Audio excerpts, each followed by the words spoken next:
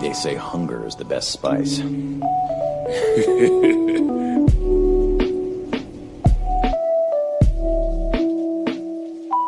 is the best spice.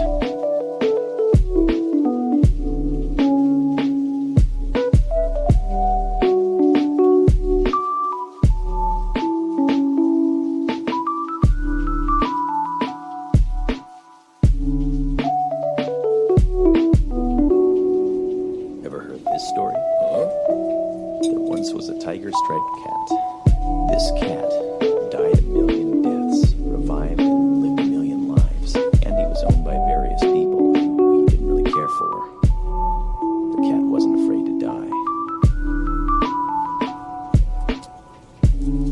Then one day, the cat became a stray cat, which meant he was free. He met a white female cat, and the two of them spent their days together happily.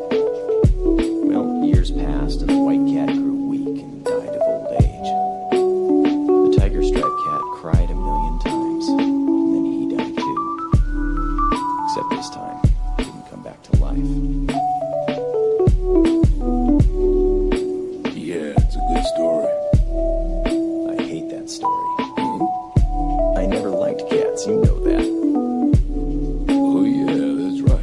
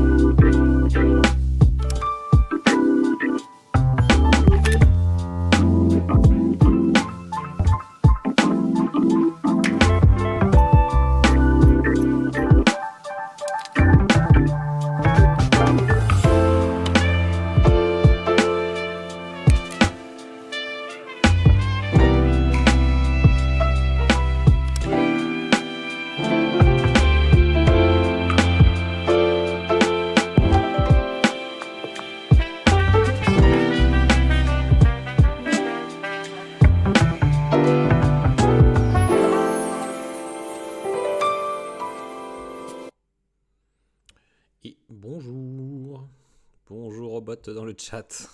Très heureux de vous retrouver. Très heureux de vous retrouver. Aujourd'hui, record, ça fait le deuxième stream en 2 jours. Je crois que j'ai jamais été aussi constant. MDR. Parce que d'habitude, je faisais un stream semaine et encore. J'ai déjà fait des streams en disant ah là là, je vais en faire tous les jours. Et finalement, je faisais pas.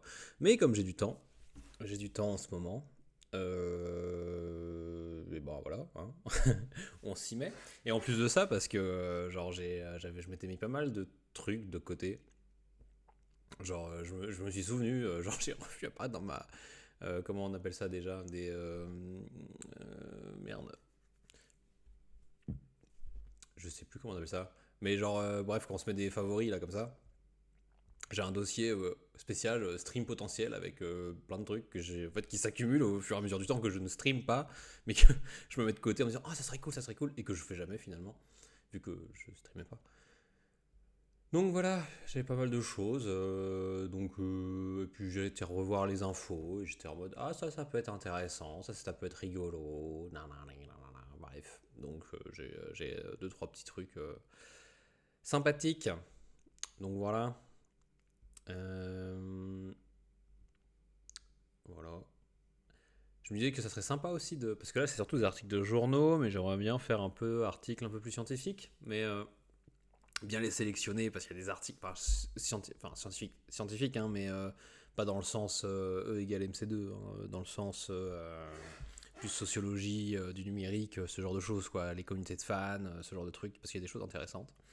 Genre Netflix par exemple, comprendre. Genre j'ai lu un article il y a pas longtemps là sur finalement les stratégies de Netflix, genre ce qui drive un peu leur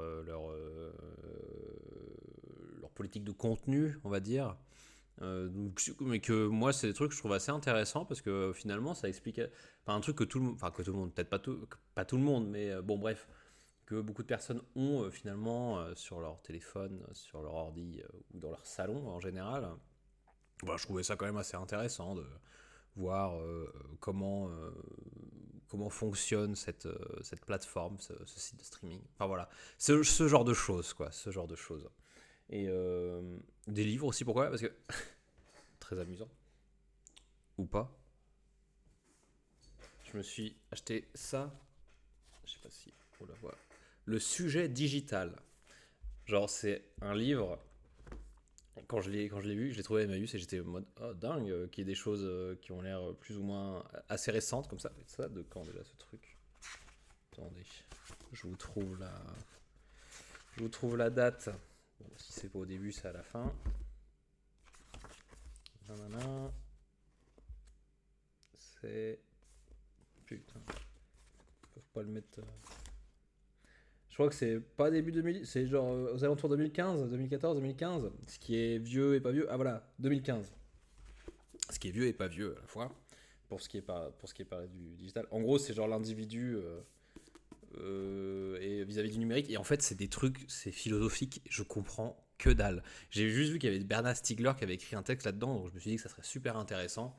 Mais je suis sûr que je vous prends une phrase, tout le monde est largué. Hein. Oh merde.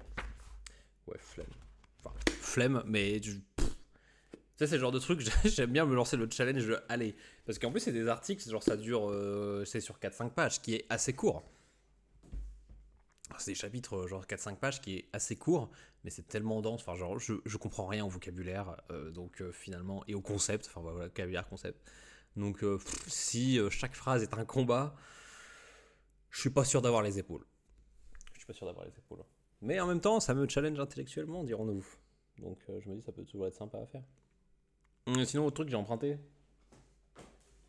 qui je pense est déjà plus abordable, c'est un peu exigeant, mais c'est déjà vachement plus abordable, c'est l'individu contemporain, genre regard sociologique. Et ça, c'est pas mal, genre sur tout ce qui est question, genre, c'est quoi un individu aujourd'hui, enfin dans notre modernité. Et il y a tout un passage sur l'individu vis-à-vis du numérique. Donc voilà, et ça c'est un langage sociologique qui est plus abordable. Et donc que je suis en train de lire, mais en fait j'ai un gros problème, c'est que en fait depuis que j'ai plus de cours finalement, où j'ai plus rien à apprendre par cœur, et en fait je retiens pas. Je peux lire des choses parce que je lis pas mal d'articles tout seul dans mon coin. Sauf que je me souviens pas de ce que je lis. Ce qui est genre, j'ai l'impression de me cultiver, j'ai l'impression de comprendre des choses au moment où je les lis. Mais ça ne dépasse pas les 5 minutes. Enfin voilà, genre 10 lignes plus loin, j'ai déjà oublié ce que j'ai lu au début. Enfin, du coup, finalement, genre, c'est comme si je perdais du temps. Et à un moment, je me suis dit, allez Clément, enfin genre, déjà j'ai mis le temps pour comprendre d'où venait le problème. Hein. J'étais là, putain, j'ai lu plein de trucs, j'ai l'impression d'être plus con qu'avant. De savoir moins de choses. Et j'ai mis du temps avant de capter. Je me dis, putain, mais en fait, c'est parce que avant, genre, mes cours que j'avais, genre des cours où c'était des choses assez théoriques, mais enfin voilà, des cours théoriques de l'infocom, quoi, un peu globalement sur les discours, sur les industries culturelles, etc. En fait, j'ai dû les apprendre par cœur à un moment donné, donc ça s'ancre dans le crâne, et après, quand je lis des trucs, effectivement, j'arrive à faire le lien, et après, j'arrive à expliquer. Sauf que là, j'apprends plus rien par cœur. Et il y a un moment, si t'entraînes pas ton cerveau, ben, je pense que juste tu deviens. Enfin, juste t'oublies, quoi. Et c'est super triste. T'oublies. Et du coup, bon, voilà. J'ai mis du temps avant de capter ça. Et puis après, j'ai installé Anki Druid sur mon portable. Et je me suis dit, allez, tu lis un article, essaie d'avoir l'exigence, l'effort, l'envie de te faire des petites fiches pour te souvenir pour essayer de te souvenir des notions qui ont été abordées. Donc j'ai fait ça pour un des articles là. Mais j'ai fait ça pour un article et sur le coup j'étais trop content. Sur le coup j'étais ah là là, grave bien. Après je pourrais réviser, nanana. Je pourrais même faire ça en stream, qui sait. Genre tout le monde sortirait gagnant. Et finalement ouais, j'en ai fait un et puis je le fais plus, tu vois, parce que genre en vrai c'est exigeant, quoi. Et que l'air de rien, il y a quand même pas mal de distractions. Voilà. Les jeux vidéo, les réseaux sociaux. Les réseaux sociaux que j'ai dégagés d'ailleurs de mon portable. Parce que je crois que je devenais à un moment un peu zinzin. Genre vraiment, où genre ça me matrixait la tête, là, j'étais pas heureux. Je scrollais, je me sentais genre, je sais pas, englué, mais genre physiquement, mentalement et physiquement. Du coup, je me suis dit, bon, je dégage tout. Genre en plus, j'avais genre Insta, TikTok, parce que TikTok, effectivement, TikTok, grande blague, hein, genre je me suis laissé avoir.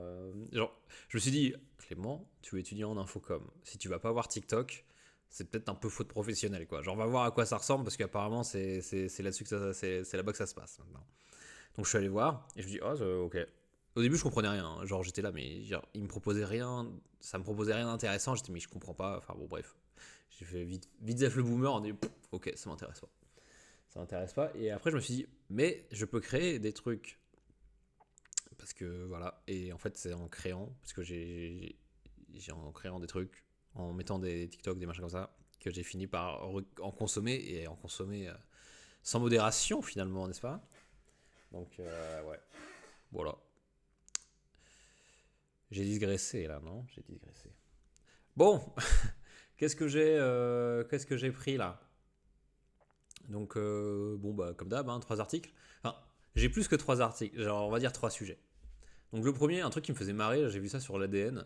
Genre, enfin voilà, tout est dit. Hein. L'amour en pixels, mon objectif, coucher avec tout le monde dans Baldur's Gate 3. J'étais ok, ça c'est rigolo quand même comme comportement comme possibilité et comme comportement. J'ai pas lu. Enfin, j'ai lu vite le début, donc on va voir ce que ça nous réserve. Ce que ça nous réserve, est-ce que c'est intéressant? Ensuite, un article du Monde sur Spotify, sur le fait qu'il licencie 1500 personnes pour réduire ses coûts. Et en lisant et ça, je l'ai un peu lu. Et en fait, genre, et ça m'a posé d'autres questions. Du coup, c'est pour ça que j'ai d'autres trucs ouverts là. Donc voilà, ça, les trucs que j'ai 3 onglets qui correspondent, à cet article-là. Voilà. Et ensuite, j'avais celui-là que vraiment, j'avais vraiment envie de streamer. C'est parce que ça fait longtemps. Je l'ai pas relu, donc si ça se trouve, je vais me sentir très nul. Il est un peu long. Donc de base, c'était la dernière chronique de Thibaut Prévost. Thibaut Prévost, je ne sais toujours pas. Sur Arrêt sur Image pour sa chronique Clic Gauche. Où il a. Enfin, vraiment, j'adore ce qu'il écrit. Ces articles sont toujours. Ces chroniques sont toujours très appréciables. Et en plus de ça, on a beaucoup de références en commun. Quand je lisais, en fait, genre, on avait les mêmes lectures à peu près. Et sur des trucs, on avait les mêmes réflexions. Donc c'est toujours très agréable que quelqu'un qu'on admire assez pour sa qualité journalistique, pour sa qualité réflexive, finalement, genre se dire ah putain j'ai pensé la même chose avant de le lire, et du coup j'étais assez content, assez saucé, je me sauçais moi-même.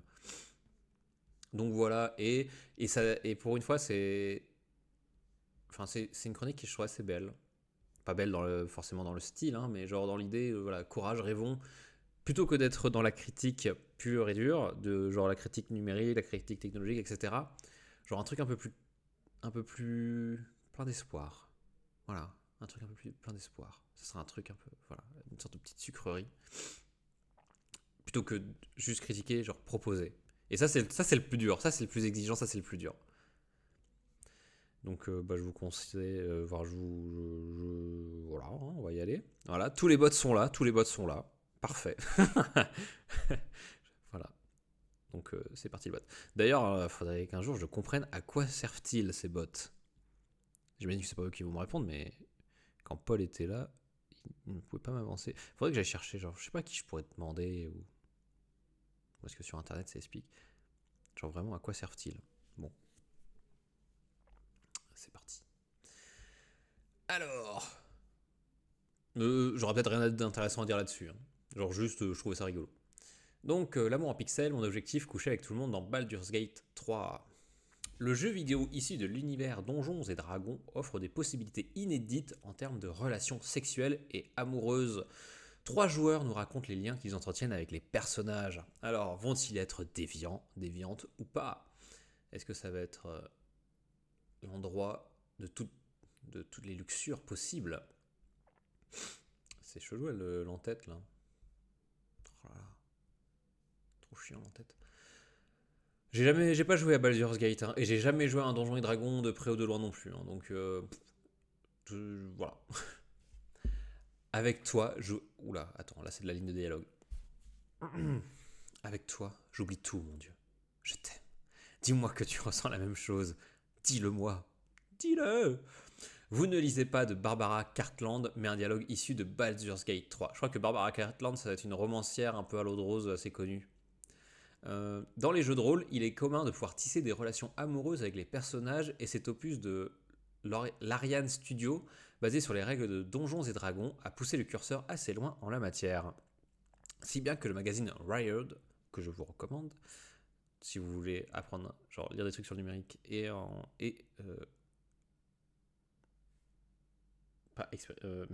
améliorer votre anglais, voilà. Disons-le simplement. Si bien que le magazine Wired l'a rebaptisé jeu vidéo le plus chaud de l'année 2023. Aïe aïe aïe. Ce n'est pas Manuel, le prénom a été changé. 35 ans, community manager et amateur de métal. Je veux pas. Voilà, amateur de métal, bon. Peut-être qu'il a des kinks trop chelous, trop bizarres. Sans vouloir trop juger. Qui nous dira le contraire, Manuel. J'ai fait 5 parties pour m'assurer de coucher avec tout le monde. Déjà, c'est trop bizarre comme phrase, ça, non? J'ai fait 5 parties pour m'assurer de coucher avec tout le monde. Pas plus tard qu'hier soir, j'ai fait un 69 avec un des personnages les plus méchants. Très bien. Bravo, Manuel. c'est quand même une phrase sortie de nulle part. Hein. Bon. Si j'avais un joueur de Baldur's Gate dans le stream, j'aurais été très heureux qu'il me parle de ses expériences là-dessus. Mais comme j'y ai pas joué... Donc, couché en 1 minute 58, top chrono. Ah bah, apparemment, il y a des records à faire tomber. Sur le web, toute une culture s'est développée autour de cet aspect du jeu, notamment via les speedruns. Speedrun pour... Ok. Cette pratique qui consiste à finir un jeu le plus vite possible. Les joueurs les plus aguerris de Baldur's Gate se sont donnés pour mission de coucher avec certains personnages. Pour le moment, le record pour une partie de jambes en l'air avec Alcine, l'homme ours du jeu, est de 33 minutes chrono. Avec Laezel, une guerrière déterminée, il est seulement de 1 minute 58. Peut-être que... Ok, très bien. 1 minute 58 de jeu. Ça veut dire que tu ouvres ta partie, ça y est quoi. Genre, bonjour, tu couches avec moi? Oh oui. J'espère qu'elle l'est pas forcée quand même. J'espère qu'il n'y a pas trop de choses à redire sur le consentement des personnages. Baldur's Gate est avant tout une aventure dans laquelle on est amené à comprendre et défier un système de pouvoir. Mais les relations y ont une place importante, car elles vont déterminer qui fera équipe avec vous et comment. Les PNJ, personnages non joueurs, que vous croisez peuvent tous devenir des compagnons potentiels. Alors ça c'est incroyable. Il y a des cinématiques pour l'ensemble des personnages que l'on rencontre, ils sont représentés de manière détaillée et sont joués par des acteurs, donc on s'attache plus à eux. C'est inédit et intéressant, explique Quentin, freelance dans le web design, après avoir passé 250 heures, voilà, 250. C'est beaucoup. Pour un joueur casu comme moi, c'est beaucoup. Hein. En incarnant tantôt une humaine naine, tantôt un homme dragon. Chaque début de relation amoureuse avec un personnage donne d'ailleurs lieu à une scène érotique plus ou moins détaillée et dénudée. Oui. Ok, donc il n'y a rien d'autre à dire. C'est quand même incroyable, non, d'avoir... genre, pas beaucoup de jeux, je pense, auxquels j'ai joué, où chaque PNJ peut être un personnage de ton histoire. Parce que ça veut dire que, genre, ferais quoi, t'en fais une soixantaine, peut-être une centaine, je sais pas combien ils en ont. Ça fait autant de personnages à développer avec une vraie histoire et tout. Incroyable. Pour Alexandra, une recruteuse de 29 ans, la partie relationnelle est aussi essentielle au gameplay. Il y a 17 000 fins possibles et chaque dialogue avec un personnage peut donner lieu à une arborescence de choix. Pétard. Oh pétard. 17 000 fins possibles. Donc tu peux faire 17 000 parties sans que ça finisse tout à fait de la même façon. Ces choix ont tous des conséquences sur la suite du jeu. Il est possible de tisser des liens amoureux, sexuels, mais aussi amicaux avec chacun des personnages. Si Manuel, lui, a choisi le libertinage virtuel, Alexandra, sa partenaire dans la vraie vie, elle préfère se concentrer sur quelques relations très fortes. Ah d'accord, ils font ça en couple. Intéressant. Lorsqu'ils jouent ensemble, ils ne sont pas toujours d'accord. Manuel s'est mis en couple avec Laezel, l'un des personnages les plus importants du jeu. C'est une guerrière, elle a commencé à se livrer à lui parler de manière très ouverte. C'était très touchant, je l'ai encouragé à poursuivre cette relation parce que je trouvais ça intéressant pour la suite du jeu. Lui au départ préférait la larguer. Donc il y a un véritable attachement qui se crée, si je comprends bien. Attends, Manuel c'est qui déjà? Il s'est mis en couple avec... Est-ce que tu le prendrais pas mal si ton copain se livrait plus à un personnage de jeu vidéo qu'à toi? Moi, je pense que ma copine le prendrait très mal. Mais c'est intéressant, je trouve, parce que peut-être que ça élargit un peu plus. Peut-être que du coup, ça pousse un peu plus loin que juste c'est un personnage de jeu vidéo auquel il s'attache. Genre le côté, en fait, il y a des comment on dit, des entités non vivantes, on va dire, auxquelles tu peux genre projeter des émotions, quoi, projeter de l'attachement. Et genre ça, tu sais, tu peux, du coup, au lieu d'avoir, tu peux étendre ça, genre par exemple aux agents conversationnels, parce que là, genre moi je lis plein. Il y a pas mal d'articles qui passent sur genre, je sais pas là, il y a une influenceuse là qui a une très bonne idée d'ailleurs pour se faire un max de thunes. Vraiment, je suis jaloux. Genre un agent conversationnel qui peut être plus ou moins érotique, machin, et t'as des vrais gens qui s'y attachent vraiment. Il y a un mec en Belgique, je crois, qui s'est suicidé et et que il avait justement un service d'agent conversationnel, d'agent conversationnel d'ailleurs. Enfin voilà, là, quand la justice a regardé dedans, enfin il était extrêmement attaché et c'est même elle qui l'a un peu encouragé, genre t'es pas heureux, enfin voilà, genre qu'il l'a pas découragé de se suicider parce il lui en parlait. Et même au-delà, il y a même j'avais vu je crois que c'est au Japon. On revient toujours au japonais, hein, sur tout ce qui est robot machin. Genre des chiens de compagnie, mais tu sais, robotiques, qui ont des capacités plus ou moins limitées, dirons-nous. Genre, bon, ça avance un peu, ça doit faire waf waf de manière électronique là, mais bon, bref, pas un truc super développé. Et plutôt que d'avoir un vrai chien, ils avaient ça. Et il y avait enfin, les gens, ils finissaient vraiment par s'y attacher de fou. Genre, au point qu'ils avaient fait quand le truc était mort, quoi, pouvait plus être réparable, ils ont fait comment on appelle ça, des enterrements, quoi, genre parce que les gens étaient vraiment attachés. Donc voilà. Enfin voilà, je trouve ça intéressant, genre cette capacité de l'humain à s'attacher à des trucs non, enfin c'est pas vivant, quoi, ça a pas d'émotion, c'est scripté en plus. Pareil avec Elisa, un des premiers algorithmes génératifs là, enfin de conversation, un des premiers chatbots, chatbot ou chatbox, enfin bon bref, tu sais, c'était vraiment quelques lignes de code, enfin c'était un truc assez simple où les réponses c'était pas compliqué, hein, genre tu parlais et c'est un truc qui date des années 60. D'ailleurs j'ai fait un TikTok là-dessus, le seul truc vraiment inspiré que j'ai fait d'ailleurs, j'imagine, enfin à mon humble avis. Et genre vraiment ils étaient enfin ça répondait souvent genre par une question en fait, genre qui était quand même assez ce qui du coup c'est pas très profond du coup, mais c'était un. Enfin, l'algo tu poses une question, il te pose une question, tu réponds, et là il te repose une question, il te relance. Enfin, un truc assez basique, parce qu'il développe pas de grandes idées, mais genre il te relance quoi. Et du coup tu te parles, tu te confies. Enfin donc voilà, tu peux avoir des conversations très personnelles et du coup un attachement émotionnel assez fort à ces choses-là quoi. Donc si ça se trouve Manuel, si Laezel meurt, il en sera réellement attristé. Bref, voilà. Les elfes mieux lotis que les dragons. Les jeux se démarquent par ailleurs dans la diversité des relations qu'ils proposent. Dans The Witcher ou Cyberpunk, j'y ai pas encore joué, mais en vrai j'ai la flemme de dépenser plus de 20 € dans un jeu vidéo. Oh. Et 20 € déjà je trouve ça cher, parce que je suis tellement un casu que genre je vais jouer 10 heures et après je vais arrêter. Il est possible d'avoir des romances avec certains personnages, mais elles sont plus limitées. Dans The Witcher, elles sont essentiellement hétérosexuelles, par exemple. Ah bon, voilà.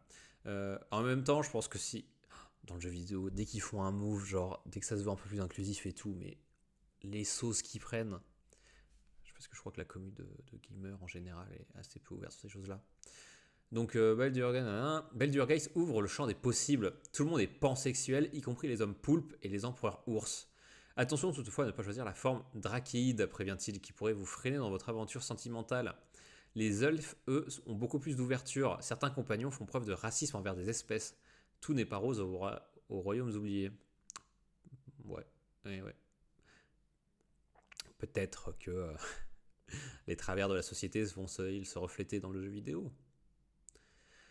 Les 3 joueurs que nous avons interrogés sont plutôt ravis de ce champ de possibilités, mais certains sont plus réfractaires, rapporte Wired. Sur Reddit, des joueurs se plaignent du trop-plein d'avances sexuelles. Gale, un magicien qui me dit que je suis beau et sexy au milieu d'un sort sans aucune incitation de ma part, c'est un peu bizarre. En plein combat super sérieux, le mec il a « Oh, t'es trop sexy ». Effectivement, je peux comprendre. Je peux comparer à mes expériences. Genre, par exemple, je joue un peu à CS2. Effectivement, ça me ferait chelou quand plein round, on vienne commencer à me dire ce genre de choses. Dans une interview à The Gamer, l'un des dirigeants de l'Ariane Studio confirme que la lascivité exacerbée des personnages n'était pas voulue. C'est-à-dire, un récent patch et une mise à jour a permis sur le studio de réduire le caractère un peu trop chaud de certains personnages, mais la communauté, elle, ne freine pas les speedruns érotiques incluant ours, poulpes et autres guerrières humanoïdes. Bon bah voilà, les gens sont pleins de ressources et on peut en plus. Donc apparemment c'est pas voulu non plus. Par exemple, le côté speedrun, genre on peut tout à fait repartir sur cette opposition. Stratégie tactique des usagers, généralement des dispositifs technologiques qu'on leur fournit. Donc par exemple, le jeu vidéo, genre je pense que je suis pas sûr que les développeurs et développeuses aient pensé, en tout cas producteurs et productrices, et tout à fait anticipé l'usage de les speedruns érotiques par exemple. Donc ça c'est déjà un petit exemple de réappropriation du jeu quoi. Donc c'est un peu intéressant. Mais bon, apparemment, déjà, il y a des inégalités qui se forment, un peu de racisme et tout. On y est. Bon, voilà, moi, je trouvais ça un peu rigolo. Putain, c'est dommage, j'aurais bien demandé. La prochaine fois que je vois Arthur, je lui demanderai d'ailleurs, parce que lui, il joue à Baldur's Gate. Je lui demanderai s'il a déjà fait ça, parce que du coup, je sais qu'il joue, lui, mais il en avait jamais parlé, donc ça se trouve, il savait même pas. Bon, voilà. Voici pour ce premier article. Il est déviant du jeu vidéo. Alors, deuxième article. Spotify licencie 1500 personnes afin de réduire ses coûts. Et oui. Donc Le Monde, ça date de quand ça? Oui, parce que finalement, j'ai même pas dit qui c'était, j'ai même pas contextualisé. Publié hier. Ah oui, ça date d'hier. Bon. La plateforme suédoise qui n'a jamais... je peux zoomer là, cela dit. Je vais mettre à 200%, généralement 200% ça passe bien. Voilà. C'est le PDG ça, non? Voilà, le directeur général de Spotify, Daniel Ek. Ah, en 2015 à New York. Ok, c'était quoi le chapeau? Donc, La plateforme suédoise, qui n'a jamais affiché de bénéfices nets sur l'ensemble d'une année, avait déjà annoncé 600 suppressions de postes en janvier et 200 en juin. C'est ça qui m'a attiré le premier truc. C'est pour ça que j'ai pas trop, je suis pas, c'est genre plus que les 1500 personnes virées. Ce que je me suis demandé, genre c'est, elle n'a jamais affiché de bénéfices nets. Elle n'a jamais été rentable.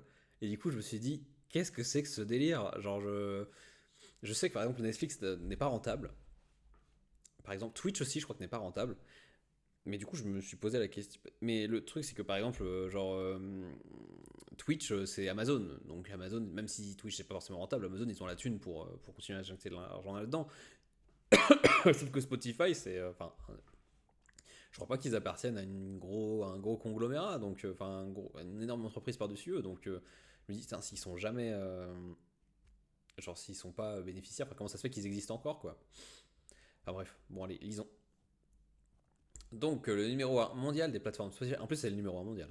Le numéro 1 mondial des plateformes audio, Spotify, a annoncé lundi 4 décembre le licenciement de 1500 personnes, ce qui représente environ 17% de ses effectifs. Il s'agit de la troisième vague de licenciements, puisque le groupe suédois avait déjà annoncé 600 suppressions de postes en janvier et 200 en juin dans sa division podcast. Donc tu fais 800 plus 1500, ça fait 2100. C'est quand même beaucoup. C'est quand même énorme.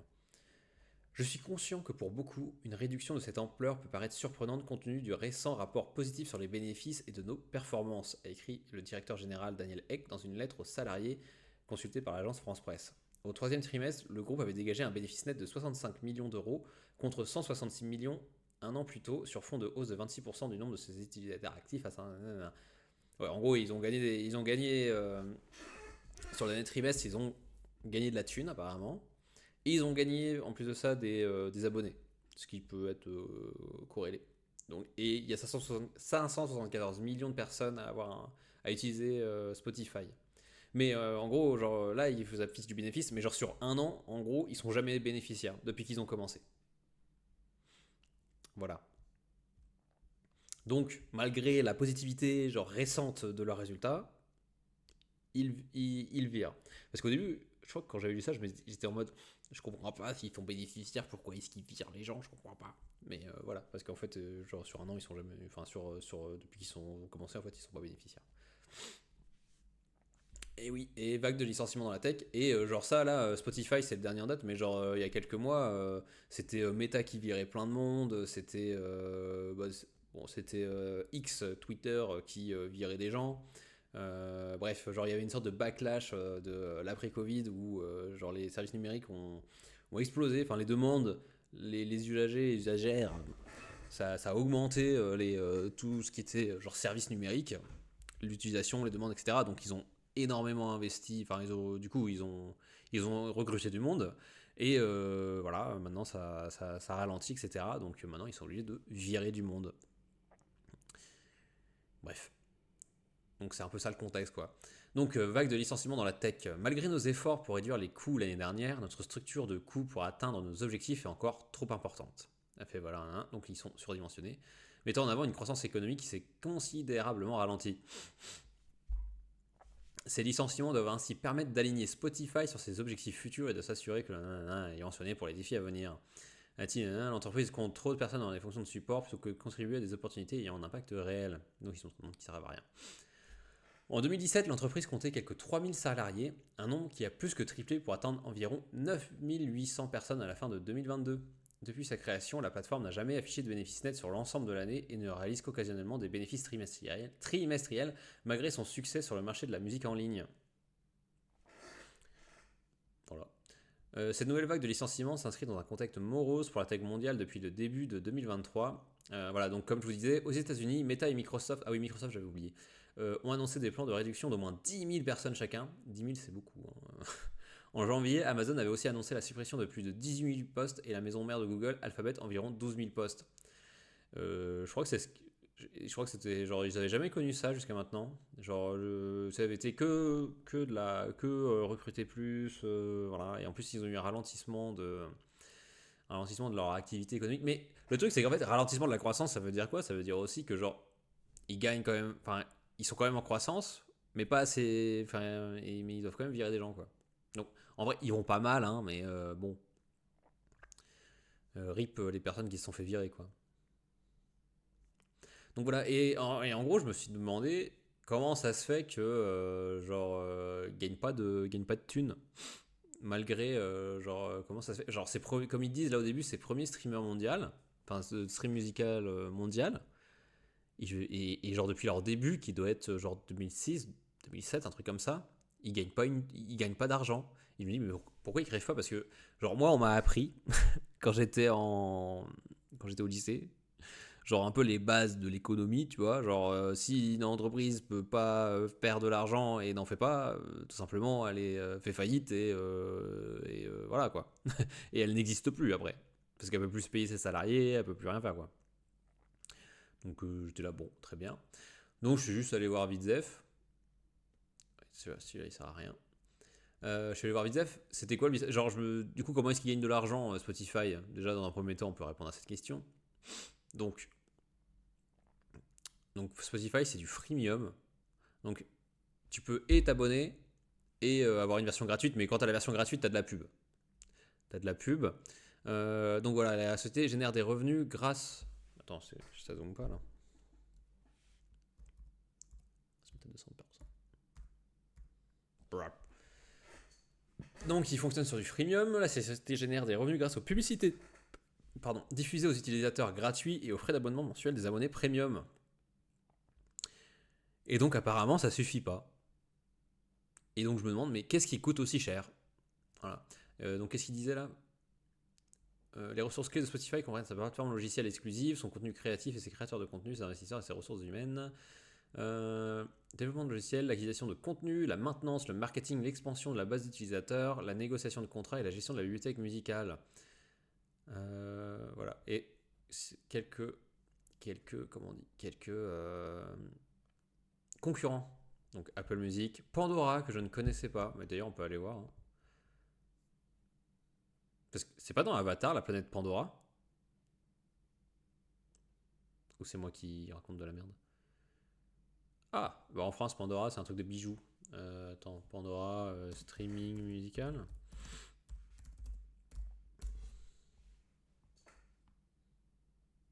Music et podcast free on demande Pandora. Parce que je crois que c'est ricain. Parce que Spotify est suédois, si je dis pas de bêtises. Ah bah d'accord. Bon bah c'est pas... Voilà. Je crois que c'est américain et qu'en France on n'a pas le droit d'aller sur leur site. Très bien. YouTube Music, et oui, parce que YouTube Music, on n'y pense pas assez, mais énorme mastodonte du streaming musical. Hein. Énorme. Amazon Music, que je ne connaissais pas non plus, et Tidal. Donc voilà comment ils font de la thune. Et c'est sur ce site-là qu'ils expliquent pourquoi Spotify ne gagne pas d'argent. Donc c'est pour une raison plus ou moins bête en vrai. Donc là, il contextualise un peu, genre pourquoi le modèle économique de Spotify est instable. Donc je vais vous le lire, parce que genre c'est sur ce qu'il dit sur ce site. Donc les services de streaming sont en mauvaise posture, ils n'ont pas de marge, ils ne gagnent pas d'argent. Donc en vrai, Jimmy Iovine, ex Apple Music. Donc déjà, ça veut dire, genre c'est pas que Spotify, c'est que à peu près tous les services de streaming ne gagnent pas d'argent, ce qui est... YouTube, est-ce que c'est rentable? Oh, quand même, non? Je sais pas, bon. De toute façon, ils ont Google derrière eux, donc ils s'en foutent.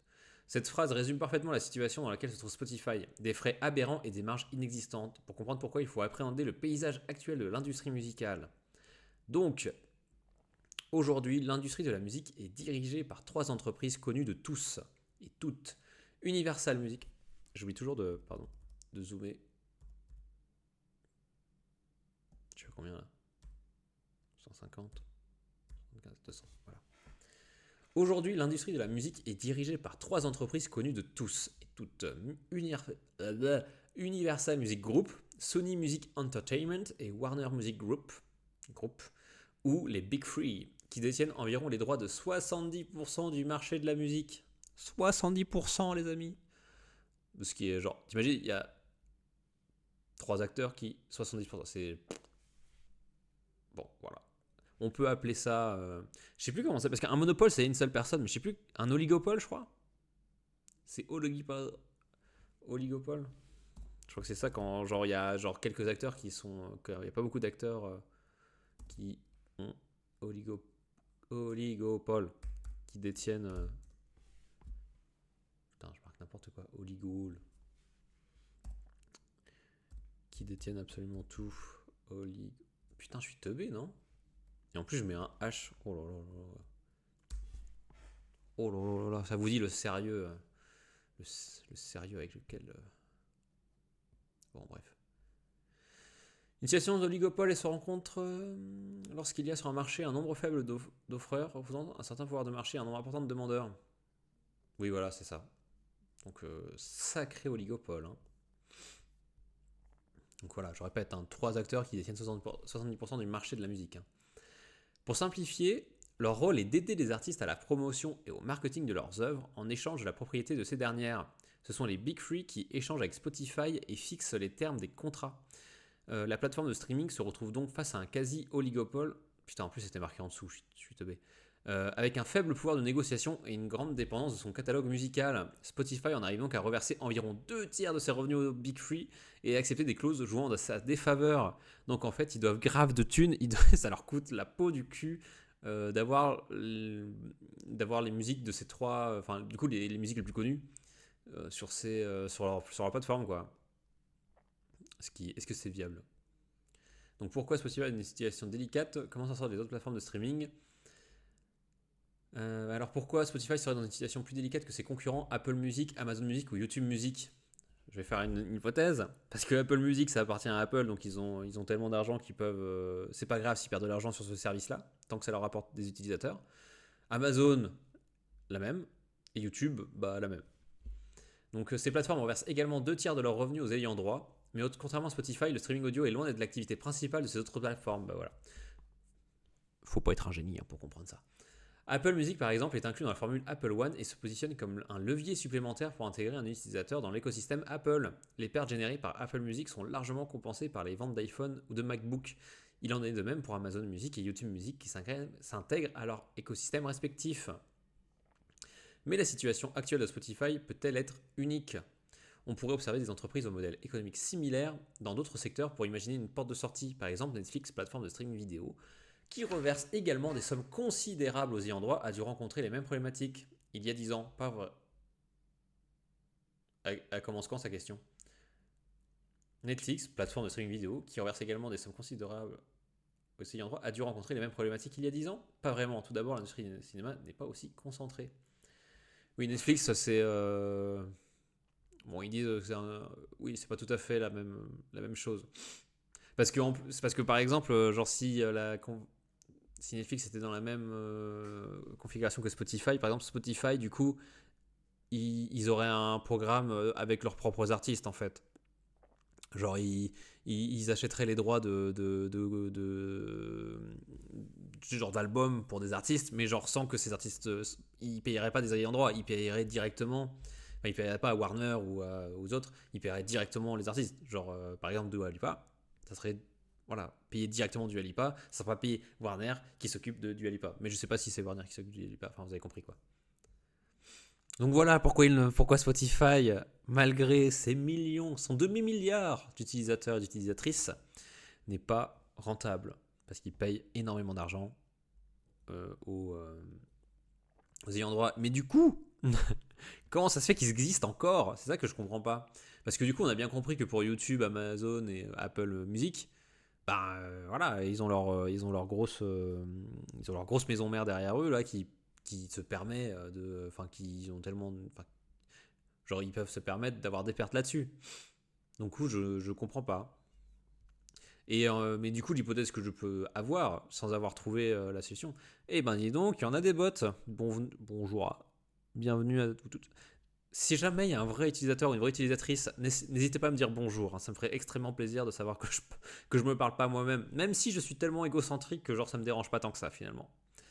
En plus j'adore réécouter mes streams. Hein. Non, c'est faux. Mais bon, bref. Bref. Je racontais quoi?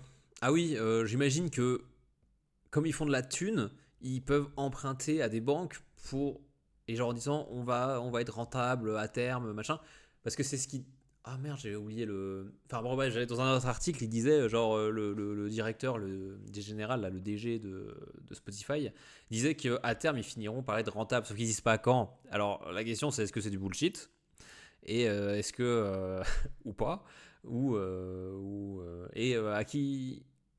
Enfin, est-ce que, genre, par exemple, s'ils empruntent à des banquiers, est-ce que les banquiers sont dupes de ça? Genre, est-ce qu'ils savent qu'ils prêtent à perte ou pas? Enfin, est-ce que genre ils survivent grâce à des prêts de banquiers qui leur apportent la thune nécessaire pour faire fonctionner le truc et que ils ont enfin qu'ils ont un fonctionnement endetté voilà, et qu'ils sont endettés H24 et qu'ils sont voilà quoi ou pas, enfin voilà, je sais pas. Donc on comprend, je comprends maintenant pourquoi est-ce qu'ils sont H24 endettés, enfin H24 déficitaires depuis qu'ils existent, et je comprends pas forcément pourquoi est-ce qu'ils existent toujours finalement.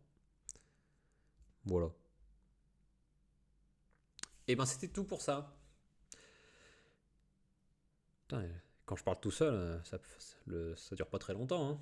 45 minutes. Bon, allez, hop, ça c'est fini. Spotify, il essaie aussi des gens. Et maintenant, dernier article, enfin, une chronique qui va être un peu plus exigeante intellectuellement. Ce qui fait que je vais sûrement avoir le problème. Un problème, c'est que quand je lis à voix haute, j'ai du mal. Genre, j'ai presque du mal à comprendre ce que je lis. Parce que je sais pas si vous voyez ce que je veux dire. Parce que je suis concentré sur ma diction et je suis concentré sur la lecture, quoi. Donc finalement, je me retrouve à pas forcément comprendre ce que je lis.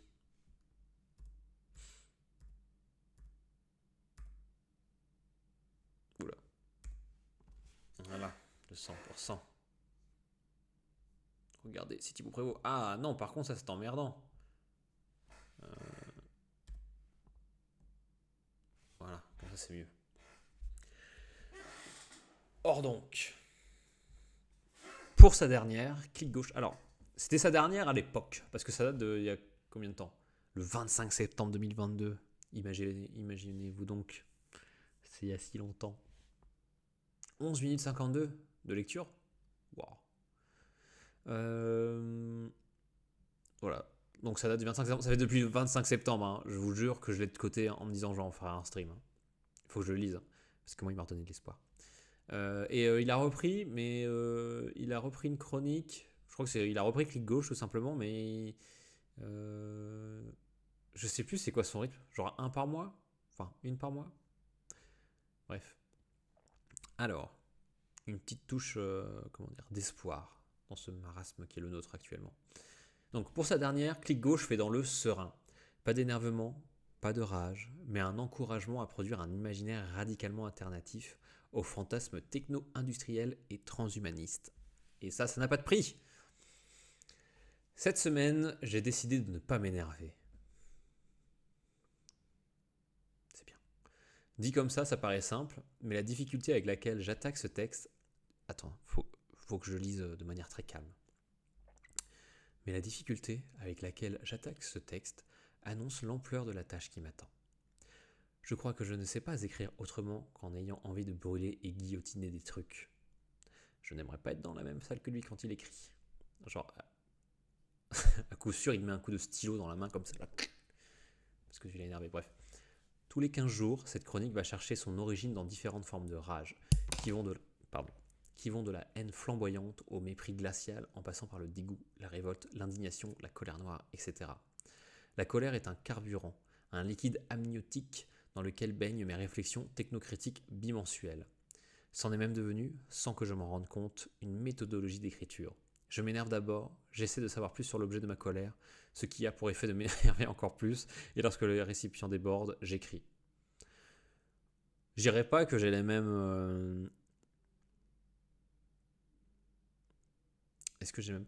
C'est vrai que genre j'écris 2-3 articles, en vrai, mais genre sans prétention aucune. Hein. Genre j'ai essayé de faire genre en carré un peu journaliste, enfin essayer d'avoir une petite exigence.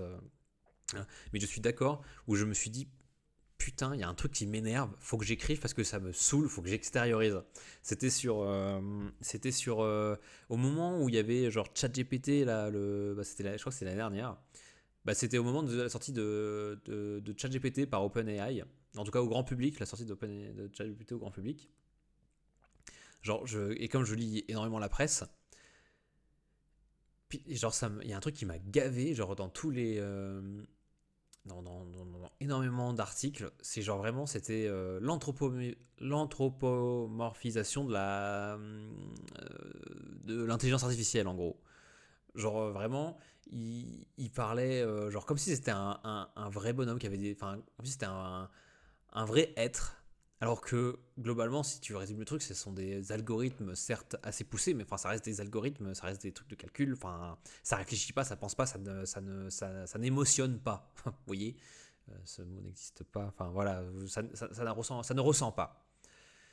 Et du coup, genre, je devenais fou en me disant, mais putain, mais genre, pourquoi est-ce que j'ai l'impression que quand je lis un truc par rapport à ChatGPT ou par rapport à n'importe quel algorithme génératif, pourquoi j'ai l'impression qu'il prend ses propres décisions?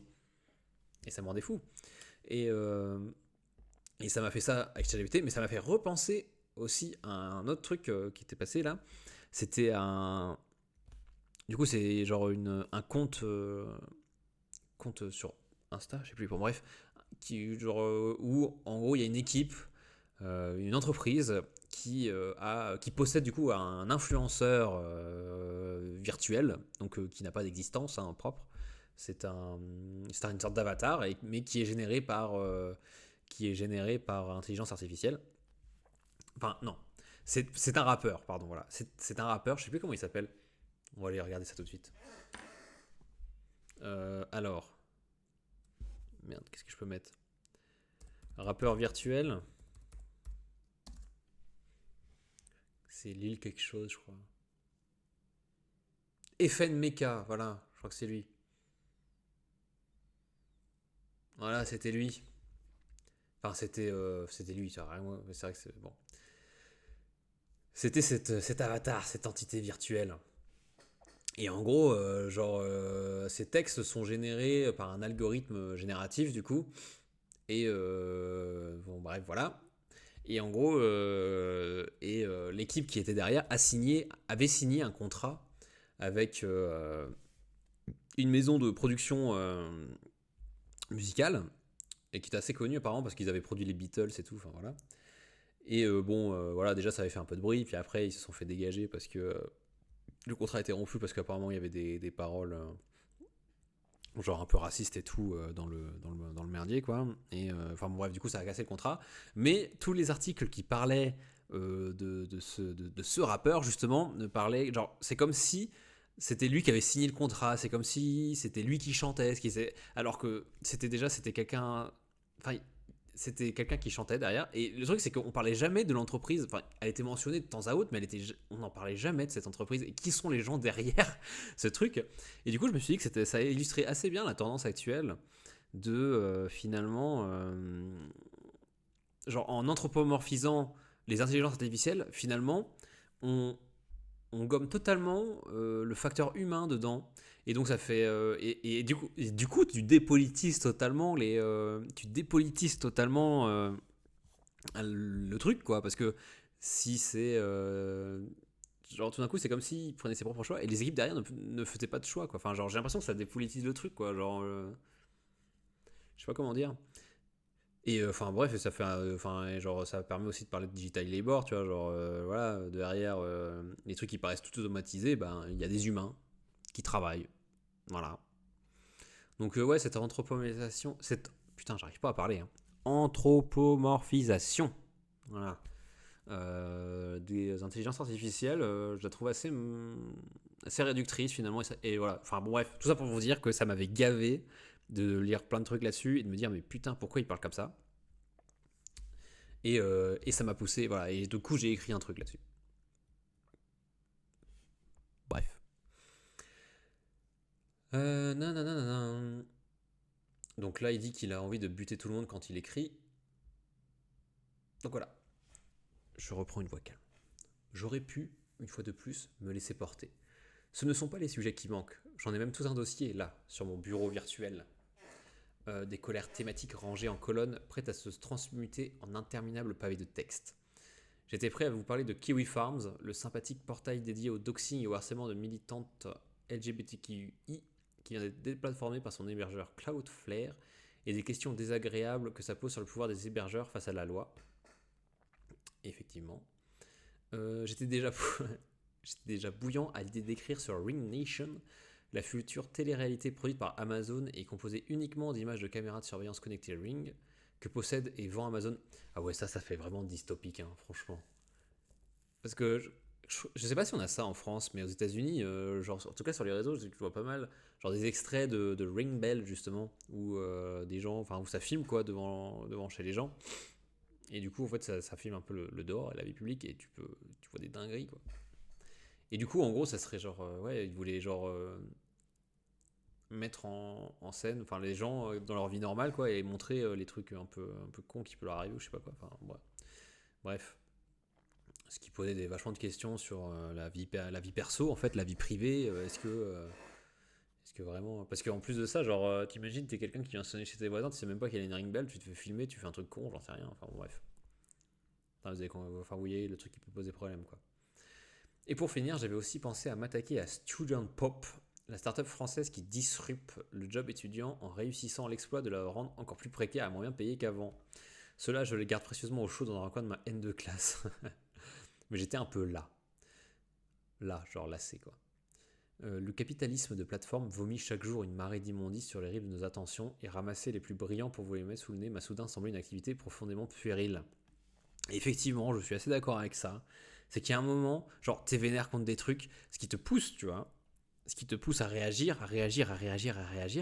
Et puis il y a un moment, t'es là, à quoi bon? Et je pense que c'est ce qu'il a ressenti, genre, je pense qu'il a dû doomer en mode... Au final, j'écris des trucs, j'ai beau sortir des trucs assez intelligents, déconstruire en tout cas, débunker des fake news, enfin débunker des conneries que peuvent sortir les plus ardents défenseurs et défenseuses du capitalisme numérique, ce genre de trucs. Et finalement, il voit toujours autant de conneries avec les mêmes bêtises qui sont dites et redites. Et donc il doit se demander, mais à quoi ça sert? Ça sert à ce que je lise et que je te lise et que je prenne beaucoup de plaisir à te lire. Voilà, si ça peut te faire du bien. J'adore ce que tu écris. Et du coup, après, je stream dessus. Et je rajoute forcément peut-être des commentaires qui servent à rien. Mais en tout cas, voilà. Moi, ça me fait passer un bon moment. Et puis, j'ai repensé à ce terrible petit bouquin de Geoffroy de Laganéry. Ouais, de Geoffroy. Sortir de notre impuissance politique, paru en 2020, qui disait en substance et sans prendre de gants, comme face à Demorand, que la pensée de gauche radicale était en train de crever à force de se cantonner à la réaction. Ça érode l'indignation, c'est tout le temps pareil.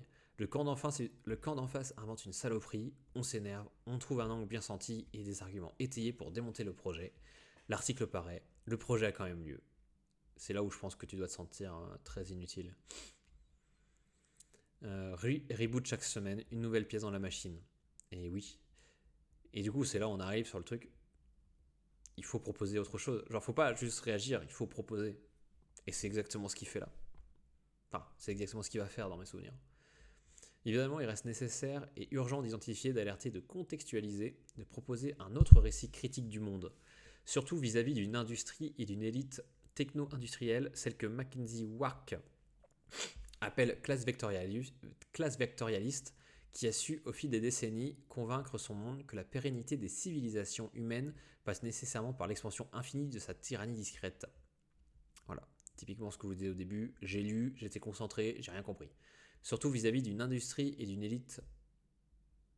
Attends, reboot chaque semaine, il reste nécessaire, voilà, il faut identifier, alerter, il faut contextualiser, proposer un autre récit, surtout, voilà, et proposer un contre-récit aux industries et élites techno-industrielles, donc la classe vectorialiste, qui sait, au fil du temps, convaincre, imposer son récit sur le fait que les civilisations vont durer, les civilisations humaines peuvent durer, parce que l'expansion de sa pérennité, convaincre son monde que la pérennité des civilisations humaines passait nécessairement par l'expansion infinie de cette tyrannie discrète. La tyrannie discrète de la classe vectorialiste. Enfin, ils se sont rendus indispensables, j'imagine que c'est ça qu'il dit. Genre la civilisation ne peut durer que parce qu'ils sont indispensables. Et parce que sinon, l'espace informationnel finirait par ne plus devenir que de la com et Baudrillard et Debord pourraient enfin admirer leur oracle réalisé. Oui, ça serait. Et classe vectorialiste, du coup, je suis allé lire ça, j'ai lu l'article de Mackenzie là-dessus. Je suis pas tout à fait d'accord avec tout ce qu'elle dit dessus, mais en tout cas, je trouve que l'idée est vraiment super rafraîchissante. Genre, en gros, ce qu'elle explique, c'est que les GAFAM, on peut dire, mais c'est pas que les GAFAM, hein, mais en gros, toutes les plateformes numériques, euh, qui sont toutes les plateformes numériques, peuvent être qualifiées de classe vectorialiste dans le sens où ce ne sont pas les contenus qu'elles gèrent, mais les vecteurs, c'est-à-dire les vecteurs les vecteurs d'information, genre ce sont la plateforme tout simplement. Genre avec l'algorithme qui fait que telle vidéo, par exemple sur YouTube, telle vidéo va trouver son public ou pas d'ailleurs, enfin voilà, elle gère l'algorithme, donc le vecteur entre un producteur de contenu, un youtubeur, une youtubeuse et son public. Voilà, c'est ça qui gère. Voilà, il gère le vecteur. Mais après, effectivement, il y a pas mal de. Enfin, après, c'est des trucs un peu intempérés parce que, effectivement, ils ne gèrent pas le contenu. Enfin, ce sont les youtubeurs et youtubeuses qui gèrent sur YouTube, qui gèrent leur propre. Enfin, qui produisent leur propre contenu.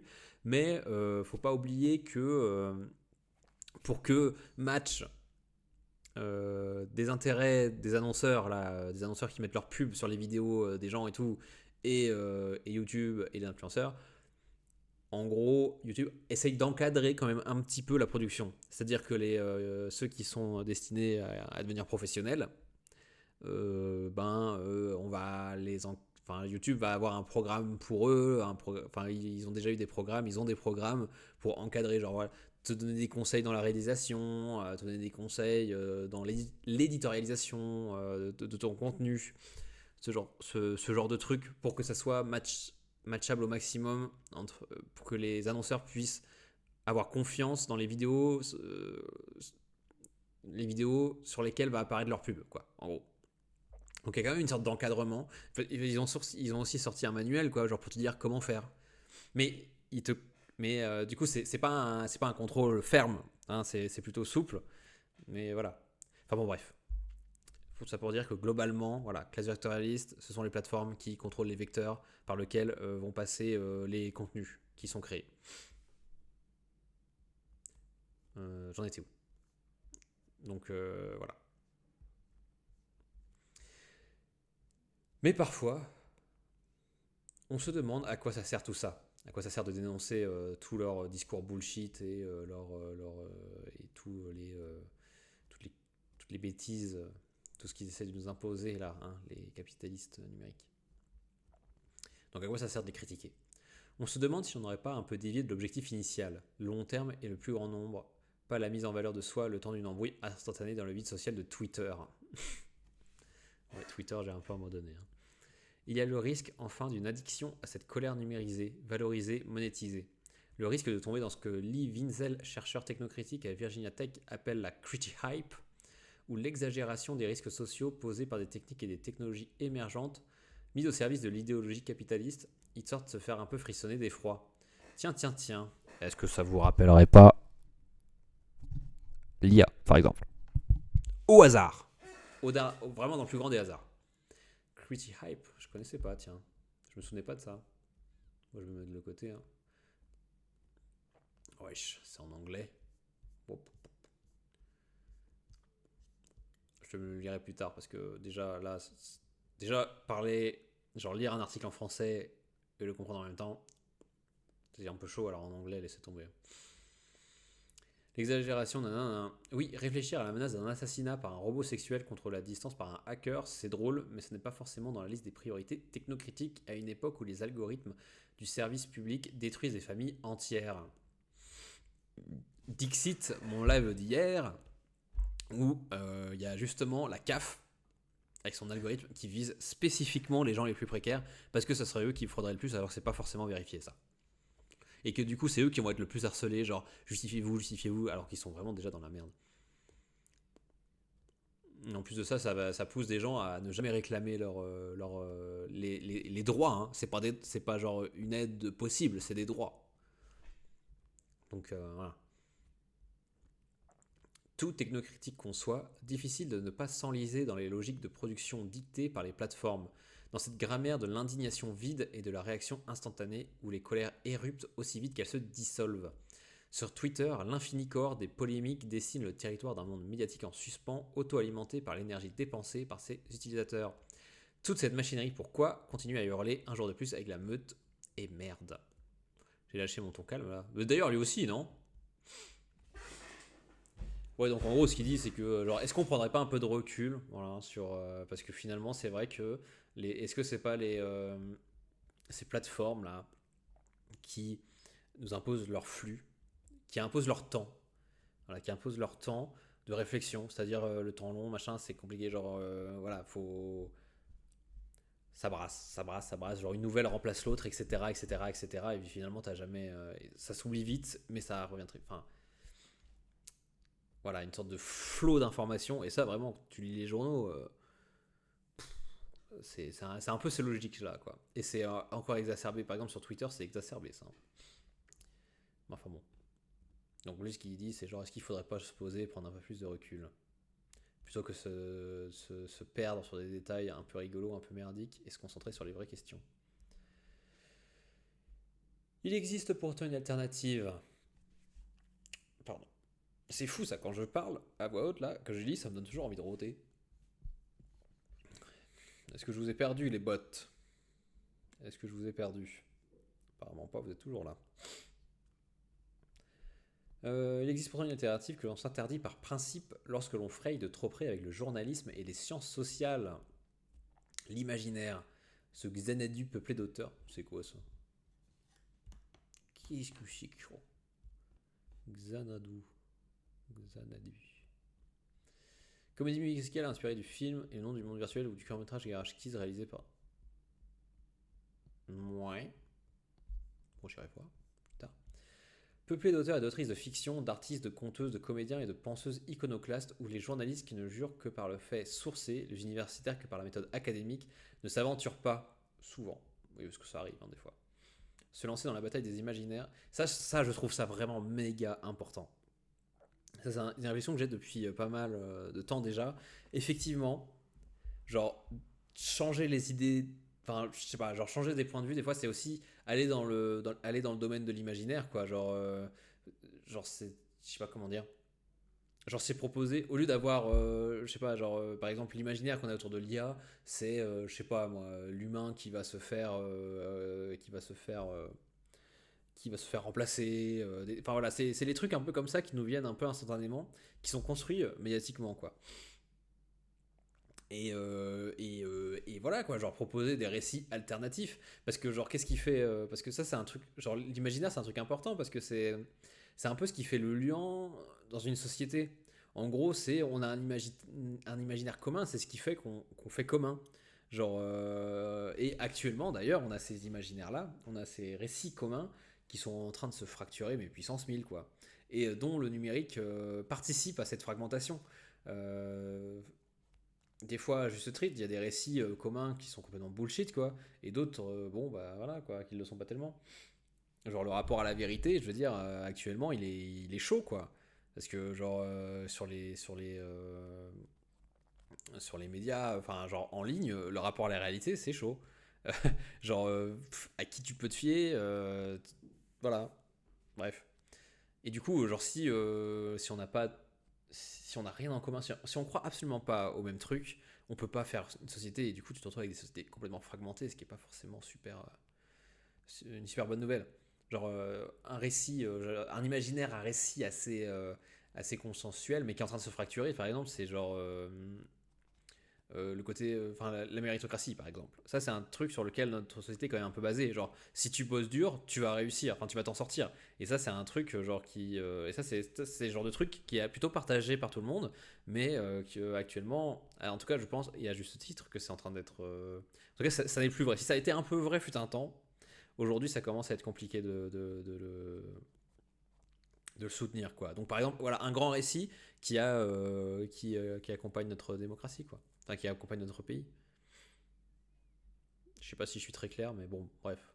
Je suis tout seul, je suis pas là pour être clair. Dans ma tête c'est à peu près clair. Donc voilà pourquoi c'est important l'imaginaire. Proposer d'autres imaginaires au lieu de doomer. Voilà, au lieu de doomer, genre en mode on part droit dans le mur, ce qui est un peu vrai.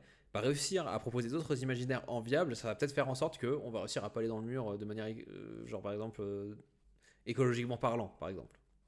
Ça, par exemple, non, c'est à quoi je pensais. Voilà. Nanana. Et donc ça, voilà, se sortir un peu de la, voilà, des universitaires du coup qui sont où c'est très cadré leur manière de faire. Genre c'est très sec finalement, c'est très sec. Pareil pour les journalistes. Voilà, laisser la place aux artistes. Un truc un peu moins, peut-être un peu moins sourcé, mais allez, hein, on peut se faire kiffer aussi, on peut se faire plaisir, à essayer de voir du positif, à essayer d'imaginer ce que serait un monde meilleur. On a le droit, on peut se l'autoriser. Mais et franchement, c'est peut-être le plus dur. C'est peut-être le plus dur. Donc, se lancer dans la bataille des imaginaires est pourtant une nécessité vitale, car les factions pensantes de la civilisation techno-industrielle ne chôment pas. Avouons-le, l'hégémone Tokni, putain, c'est quoi ça encore, qui possède déjà les moyens de production du présent, c'est aussi arroger le monopole de penser le futur. Il y a un truc avec hégémonique, non? Bon, on va dire, ça doit être l'hégémonie technique, enfin les acteurs hégémoniques technologiques aujourd'hui possèdent déjà les moyens de production du présent. Voilà, c'est aussi arroger le monopole de penser le futur. En 2022, constatait le sociologue Denis Colombi pour AOC, très bon média aussi ça, le discours de science-fiction le plus visible médiatiquement est celui des multimilliardaires du capitalisme de plateforme, Elon Musk, Mark Zuckerberg et Jeff Bezos. Et ça, c'est pas rien. Que sont-ils? Voilà, quels sont donc ces imaginaires qui nous sont vendus H24? Des imaginaires ultra-libéraux faits de fuite vers des univers dérégulés. Espace, métaverse et crypto-utopie libertarienne, où la société n'existe que comme somme d'individualités sommées de se transcender ou de périr dans une compétition permanente du tous contre tous, sans le moindre garde-fou étatique, sous le regard panoptique des outils de surveillance hérités de la matrice coloniale. Ben voilà, il a tout dit, hein. Ultralibéraux fait de fuite vers des univers dérégulés. Donc voilà, il n'y a pas d'État. Voilà, nous ne sommes qu'une somme d'individualités. Donc par exemple, tous les grands récits là qui nous machin, il n'y en a plus. Enfin voilà, c'est tout le monde contre tout le monde. Et ça, c'est vraiment une vision sociétale qui me fait un peu peur et qui rejoint par certains points les trucs les plus à l'extrême droite possible. Voilà, tout le monde contre tout le monde. Moi, je suis pas sûr de cette vision-là. Voilà, sommet de se transcender ou de périr. Voilà. Soit tu deviens meilleur, soit tu crèves face à la compétition. Sans le moindre garde-fou étatique. Donc l'État, ça dégage, parce que l'État, ça met des contraintes et faut qu'on soit libre. Sous le regard panoptique des outils de surveillance hérités de la matrice coloniale. Voilà, avec des outils de surveillance. Une science-fiction totalitaire où l'économie de marché a achevé l'inféodation de l'intime, où la loi de l'offre et de la demande gouverne jusqu'à la moindre interaction humaine entre utilisateurs enfermés dans des jardins emmurés. Et donc là, je crois qu'il fait référence à son autre chronique, genre le web, Internet, c'est devenu un jardin emmuré. Voilà, où c'est plus un truc très ouvert. Voilà, on est concentré sur une toute petite portion du web qui est du coup mais énorme, mais toute petite fraction de ce qui est possible, donc entre quelques réseaux sociaux, voilà. Pour Colombi, le mariage entre la SF et le fantasme totalitaire des grands patrons ne doit rien au hasard. Le futur, dit-il, est le temps propre du capitalisme, l'anticipation, son cœur de métier. Bon, je sais pas si le capitalisme est très anticipateur, hein. On s'est retrouvé dans la merde, par exemple, avec le Covid, hein. Ils avaient pas trop anticipé oh là là, une épidémie mondiale, par exemple. Enfin, je sais plus qui c'est que j'écoutais. Enfin bon, bref, généralement des gens plutôt à gauche qui disent que effectivement le capitalisme, c'est pas leur fort d'anticiper non plus, quoi. Bref. Donc Bezos, Musk, Tim Cook, donc Bezos, je rappelle, hein, Amazon, Musk, bon, c'est Tesla, SpaceX et Twitter maintenant. Tim Cook, c'est Google, si je dis pas de conneries.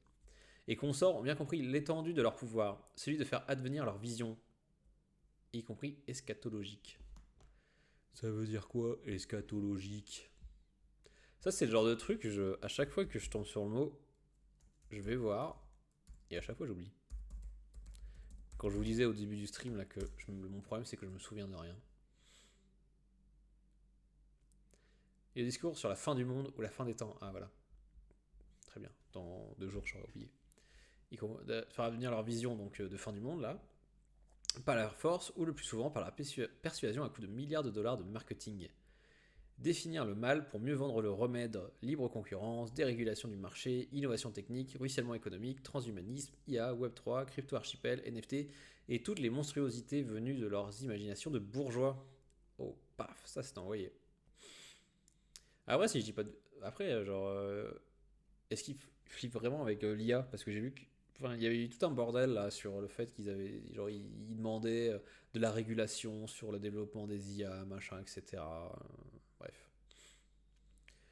Donc, entre leurs mains, l'imaginaire est plus que jamais normatif et ça marche. Regardez la cote de popularité d'Apple chez les journalistes ou le grand public. À tel point que, dans les librairies, les fins du monde occupent bien plus de place que la fin du capitalisme. Et voilà qu'à nouveau, je m'énerve. Merde, on l'avait senti. Ouais, genre en mode hors du capitalisme, il n'y a pas de futur possible. Soit c'est le capitalisme qui continue, soit c'est l'effondrement. Et genre on manque de récits alternatifs où voilà, on sort du capitalisme et puis bah, on sort une société, genre ça sera pas l'effondrement quoi. On manque de ça. Parce que voilà, on a peut-être du mal à en sortir, on a du mal à prendre du recul. Mais on verra ce qui se passe. Bon, on en est où là? Oh putain, bon, il reste encore un peu de temps. On en était où? Donc il s'énerve. Voilà. Donc là, il était énervé. Donc, pour résumer, voilà. Donc, il s'énerve contre les conneries faites par les grandes sociétés, les grandes plateformes numériques.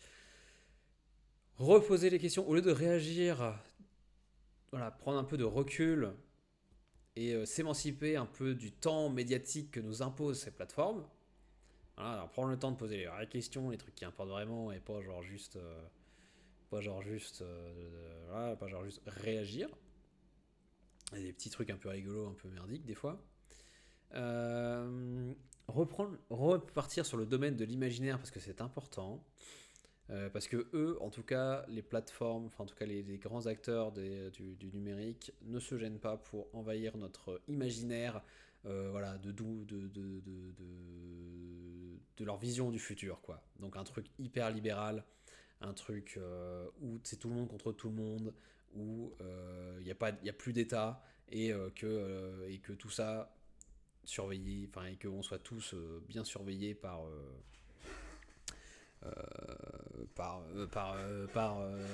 les dispositifs numériques. J'ai du mal à trouver mes mots. Je comprends pourquoi mes streams duraient un peu plus longtemps quand je disais ce genre de trucs. Bon bref. À l'autre extrémité du rapport de force, la gauche radicale n'a pas totalement perdu la guerre des imaginaires, mais elle parvient tout juste à survivre dans les interstices numériques ingouvernés. Trop loin des caisses de résonance algorithmique pour espérer faire du gramschisme efficace et combattre les discours des dominants sur leur terre. Donc, les vraies gauches existent pour ces combats, mais ont du mal à se faire entendre. Le web est de droite, et ce n'est pas un bug, c'est une fonction. Effectivement, je sais plus pourquoi, mais putain, ça c'est le truc aussi, genre, quand je faisais les streams et que je disais énormément, j'étais assez... Ah bah voilà, bon bah, Fort Info, je vous conseille encore une fois ce super site, ce super blog de Olivier Ertshade, un enseignant en infocom que j'ai eu comme prof, voilà, et je vous conseille vraiment son blog parce que c'est toujours très intéressant et voilà. Moi je lis, j'adore. Le genre de truc tu es un peu moins bête en lisant ça. Donc les outils et de droite, c'est pas une fonction, les outils techniques de propagande du monde libéral, conçus dans ce monde par des concepteurs biaisés en sa faveur, sont dès leur émergence trop chargés politiquement pour être reconfigurables à nos objectifs. Donc voilà, ces plateformes-là ne sont pas amendables. Ce qui, du coup, genre, ça reboucle un peu avec une question, genre, est-ce que le capitalisme est amendable? Et ce qui est une fraction... en tout cas de ce que je comprends dans la gauche, en tout cas en France sur l'aile gauche, enfin dans le domaine, oh là là, dans le spectre de gauche politique en France, ça c'est un truc, ça c'est une vraie fraction, genre avec des gens peut-être un peu plus, des gens qui pensent que le capitalisme est amendable et d'autres qui ne le pensent pas, et du coup ça fait une vraie ligne de rupture. Exemple, Mélenchon ne pense pas que le capitalisme est amendable. Je crois que pour ce qui est des Verts, eux, ils sont plus sur un côté, genre le capitalisme est amendable. Voilà. Et ce qui est une vraie ligne de rupture. Donc voilà, donc lui, je pense, donc Thibaut Prévost, lui, il est sur les plateformes, voilà, elles ne sont pas amendables. Sont biaisés en faveur pour être confiables à nos objectifs. Contrairement à ce qu'adorent affirmer les apolitiques du secteur, non, les complexes outils informatiques ne sont pas neutres. Et oui, la neutralité des outils technologiques, ça n'est pas neutre. Parce que, pour faire un peu simple, c'est par exemple Langdon Winner qui a écrit un super texte. Je me souviens plus du nom, enfin bref, un chercheur qui a écrit, genre c'est Do Artifact of Politics, enfin est-ce que des artefacts font-ils de la politique? Et en gros son point de vue c'est, en fait chaque objet technique a un rapport au monde, enfin distribue des rôles aux gens, voilà, distribue des rôles aux gens vis-à-vis du réel. Genre, putain, c'est pas clair quand je l'explique. Genre, par exemple, j'en sais rien, un truc tout con, un pinceau. Voilà, c'est un objet, ça c'est un objet technique, hein, par exemple. Moi, je peux l'utiliser. J'ai deux mains, je suis ambidextre. Enfin voilà, je suis droitier, je peux l'utiliser de ma main droite. Imaginons que quelqu'un qui n'a pas de main peut pas utiliser ça. Donc en fait, un truc aussi con, alors c'est con hein, comme exemple, mais vous voyez bien le truc, genre j'ai un pouvoir, genre si, ça me donne un pouvoir que quelqu'un qui n'a pas de main n'a pas. Voilà, moi je peux peindre, lui il peut pas. Si on passe que par les pinceaux, lui il peut pas. Donc, et ça c'est valable pour tout objet technique en fait, ça distribue des rôles, et donc ça fait des rôles, ça distribue des rôles, des gens qui peuvent et qui peuvent pas. Et du coup, ça donne un rapport de force finalement entre les gens. Donc en fait, c'est pas neutre. Je sais pas si ma démonstration est très claire. Donc nos applis, nos services en ligne, nos appareils, les logiciels opaques qui délimitent nos espaces numériques sont autant d'intermédiaires du monde rêvé par leurs fabricants et autant de systèmes de contrôle du discours. Ils sont conçus pour être le plus efficace possible dans un espace politique capitaliste, impérialiste, bourgeois, raciste et misogyne. Bon bah ça peut se voir tous les exemples d'algorithmes qui essaient d'automatiser par exemple la reconnaissance de délinquants ou délinquantes aux États-Unis, tu vois, où c'est que des noirs qui finalement sont repérés, quoi. Voilà, gros biraciste. Tenter un gramschisme numérique sur les plateformes du web social est à peu près aussi ardu que d'aller prôner l'anticapitalisme. J'ai lu du Gramsci, je me souviens plus, donc là je vois plus de quoi il parle, mais j'imagine qu'il va nous expliquer un peu là-dedans. Le décolonialisme et l'internet sur les plateformes du web social est à peu près aussi ardu que d'aller prôner l'anticapitalisme, le décolonialisme et l'intersectionnalité sur un plateau de CNews. Effectivement, bon courage pour aller faire ça. On n'y est tout simplement pas bienvenu. À tel point que parfois la meilleure option reste encore la clandestinité algorithmique. Se replier dans l'entre-soi pendant que la parole d'extrême droite vit sa plus belle histoire d'amour avec le néolibéralisme, aussi bien sur YouTube que sur les plateaux des mass médias. Effectivement. Est-ce qu'elle se battre? Genre, il y avait tout un débat fut un temps. Enfin, je pense qu'il existe toujours. Genre, est-ce qu'il faut débattre avec l'extrême droite, par exemple? Il y en a qui disent non. Genre, faut pas leur donner l'heure à ces gens-là. Genre, si tu leur donnes des discours, si tu leur donnes une place pour parler, ben tu leur donnes du crédit. Mais en même temps, comment tu fais pour combattre ces idées-là? Franchement, si tu vas pas leur parler et en fait, débattre avec eux.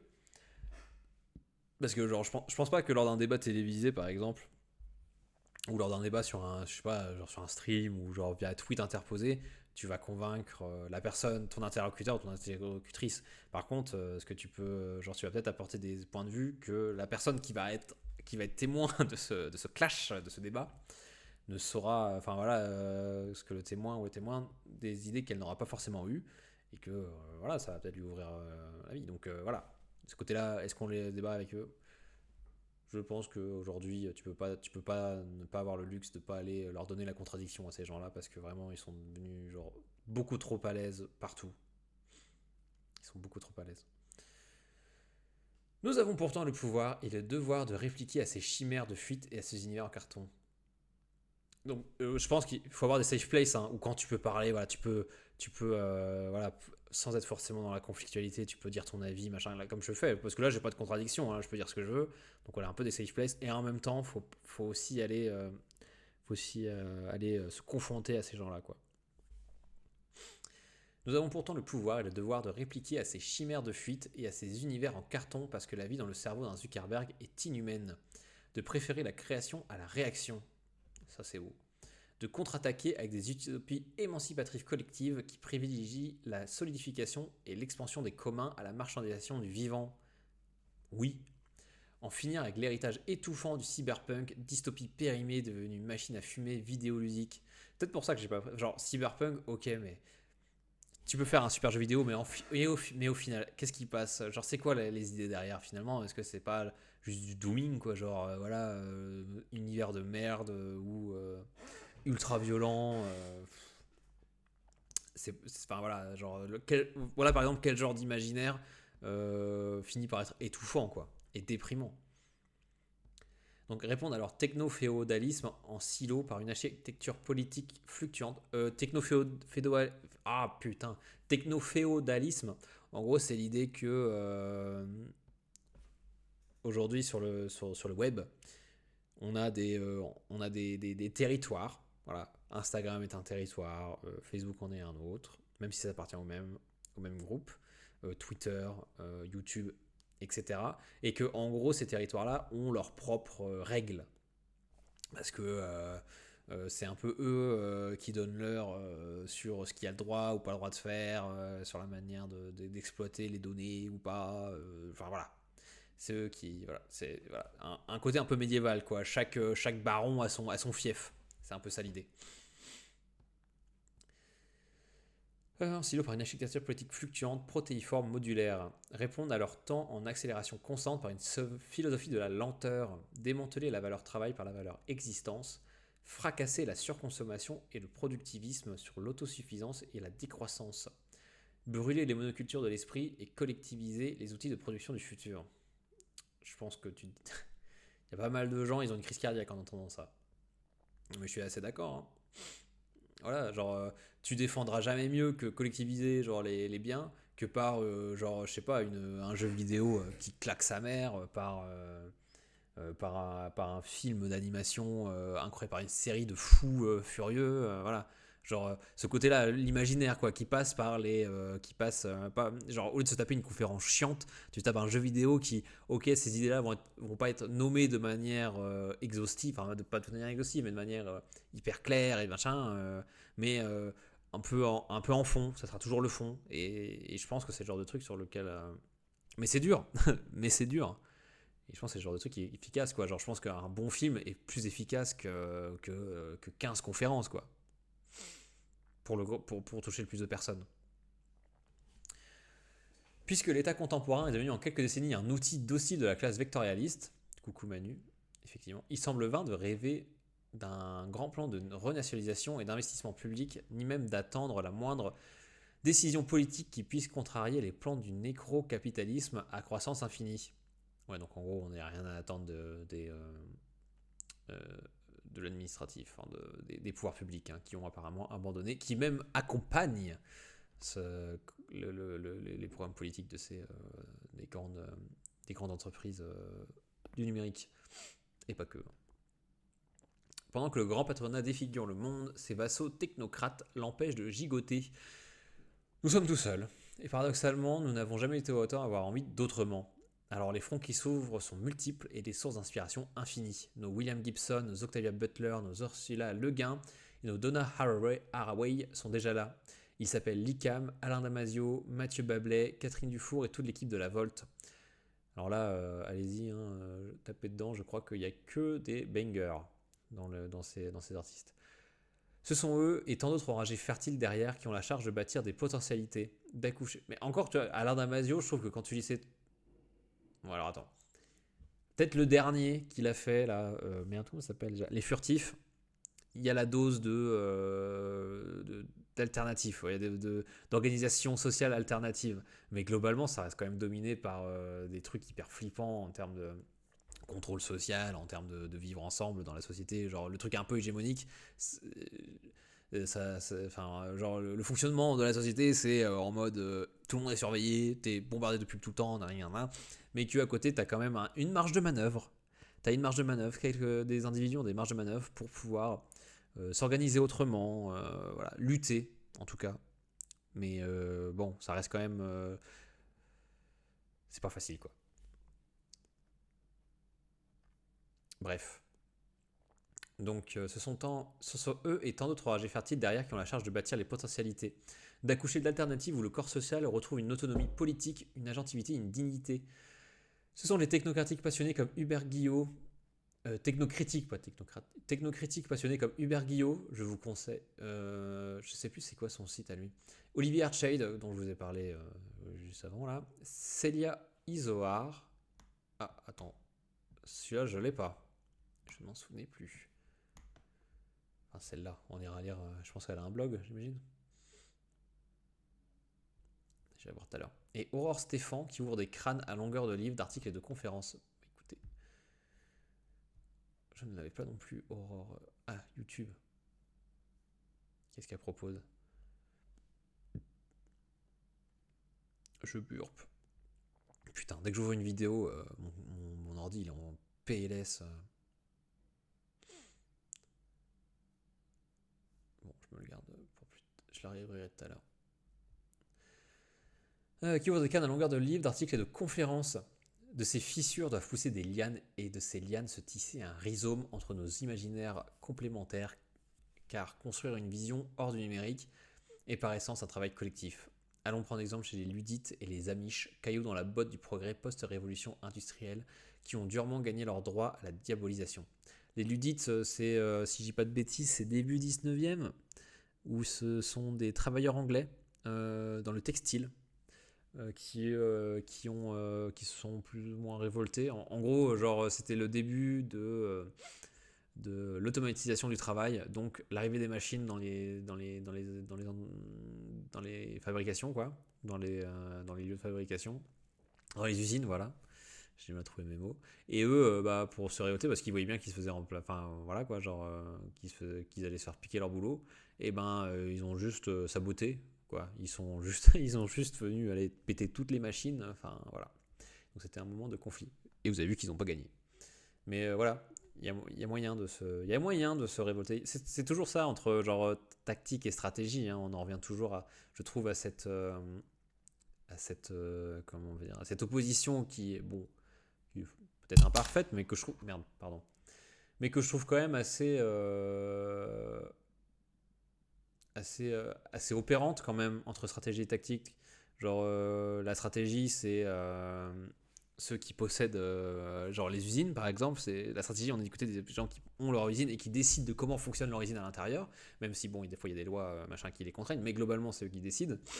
Et la tactique c'est genre les employés qui sont quand même dans un rapport de pouvoir inférieur, ils sont un peu c'est un peu eux qui sont à la merci du patron qui peut les virer comme ils veulent, du patron qui peut virer comme il veut.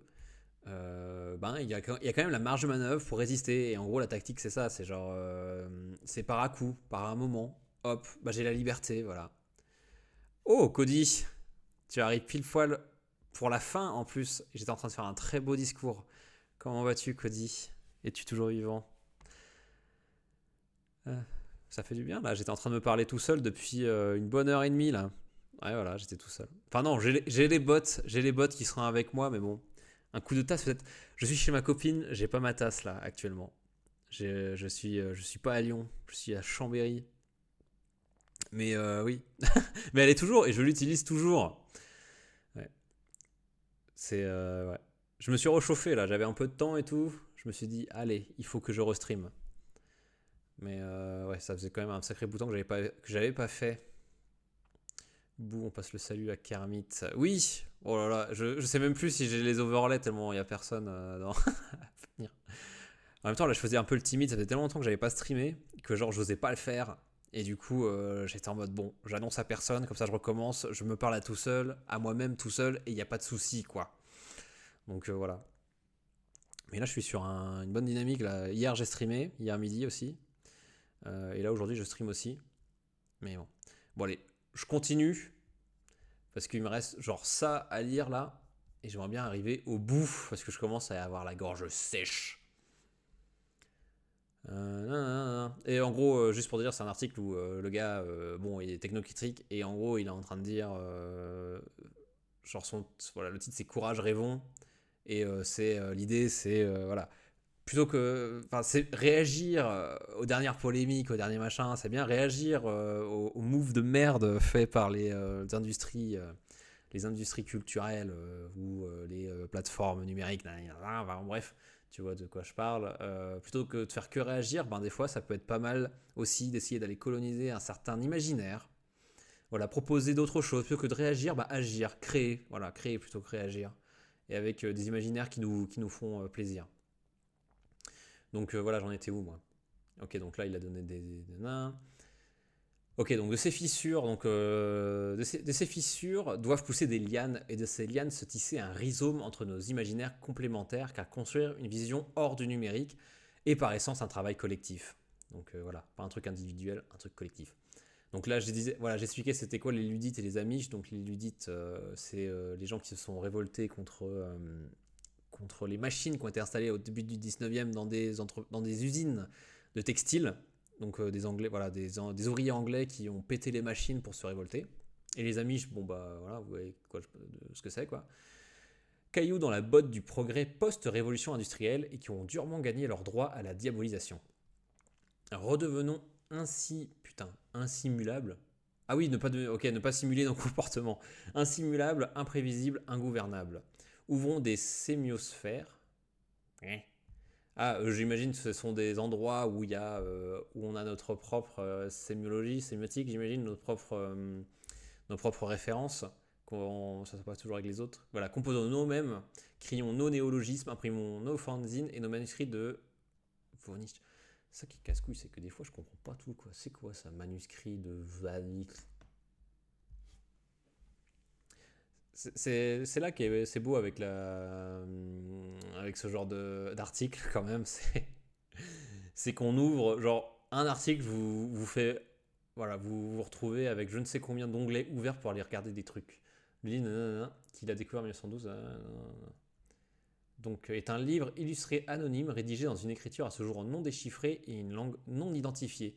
Malgré les nombreuses tentatives de cryptographe, la nature exacte de ce document, sa destination et son auteur restent une énigme. Excellent.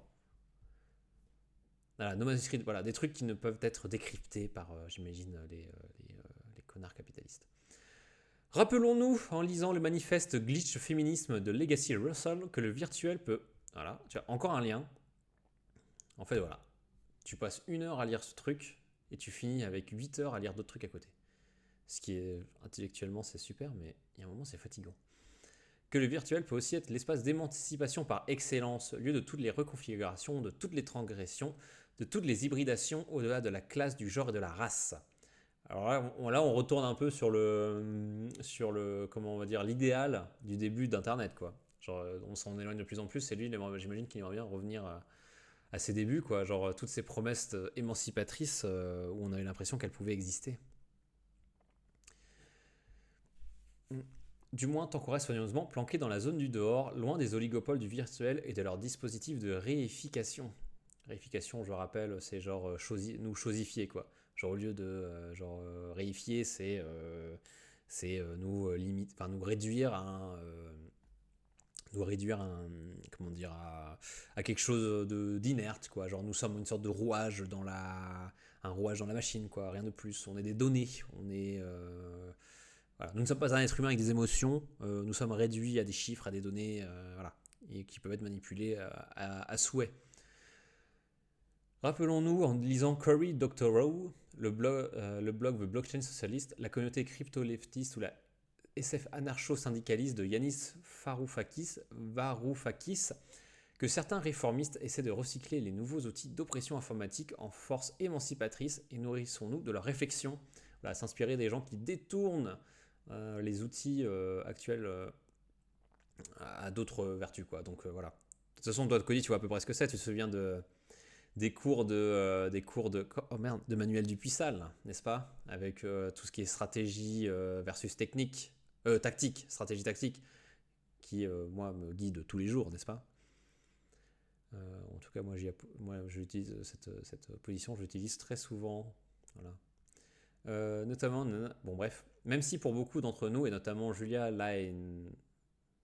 Lainae, la messe de l'alternumérisme est dite car le capital et le néolibéralisme ont salopé les cyber-utopies jusqu'à l'irrécupérable. effectivement, est-ce que ça peut être récupéré? Bon, ça n'aura jamais de fin cet article-là. Investir l'imaginaire, voilà, ta. Bon, bref, je pense qu'on peut s'arrêter là, on va peut-être pas aller jusqu'au bout, parce que je pense qu'il dit rien de plus à la fin. Genre, voilà, essayons de ne pas être que dans la réaction, la réactance, mais plutôt être dans l'action. Genre créer nos propres imaginaires, nos propres fictions avec nos propres, je sais pas comment, voilà, notre propre sémiosphère, comme il dit, hein, nos propres références, etc. Ce qui des fois est plutôt reposant, parce que c'est vrai que à force de réagir, d'être énervé tout le temps, tu vois, contre ce que tu lis à 24, en fait, je sais pas, genre, ouais, comme il dit, ça devient plus. En fait, tu te fatigues, et finalement, t'es à quoi bon, et finalement, tu deviens juste, je sais pas, politique.